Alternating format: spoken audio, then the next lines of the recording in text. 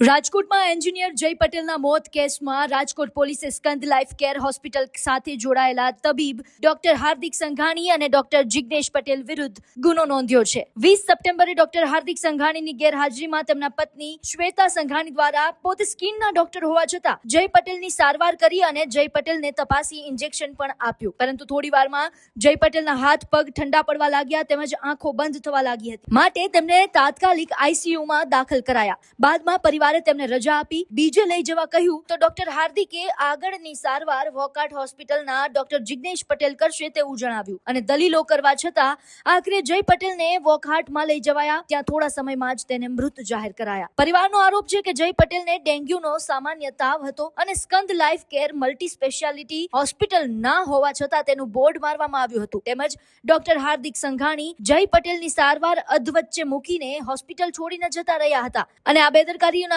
કારણે જય પટેલનું મૃત્યુ થયાનું સામે આવતા આ બંને ડોક્ટર વિરુદ્ધ ગુનો દાખલ કરાયો છે।